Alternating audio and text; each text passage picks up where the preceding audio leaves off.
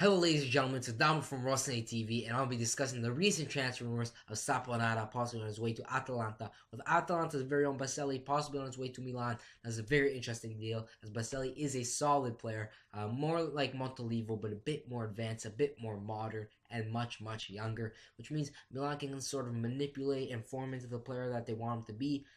Like players in the past with Verratti when he first started out, he was more of an attacking playmaker, but now he's more deep lying. So we can morph the players when they're young into a certain position that we want them to play, a role that we see them playing in the future, and success, and so on.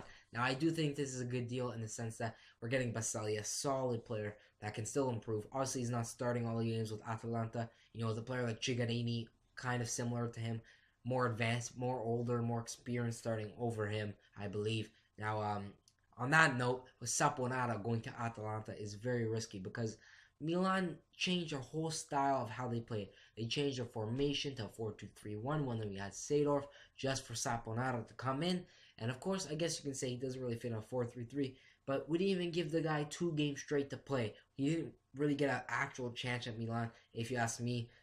It's kind of odd because of the player that was so highly hyped. You think this guy was the next Kaká or something, and now he's going to Atalanta. And knowing Milan fans' luck, he'll probably go to Atalanta and be something amazing. This huge outbreak star that goes for 40 million to some big club. But yeah, it's just risky doing that because as we saw with Aubameyang, we couldn't properly judge his performances. We couldn't see the potential in him. Goes to Dortmund and becomes this huge player that we could much use right now. Obviously with Milan. But yeah, it's just odd how Milan would do such a thing as Saponara, how they're lenient on letting him go when he's such an important player. I guess it's up to him really. He hasn't really been performing in training or something of that sort. But I don't know. It's kind of weird if you ask me. But like I said, Baselli's a solid player, so I won't mind the deal in the sense that we're getting Baselli.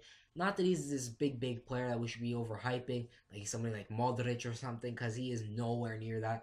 Because he still needs to develop. He's young, he has time, so I have patience with players like Baselli because they are young.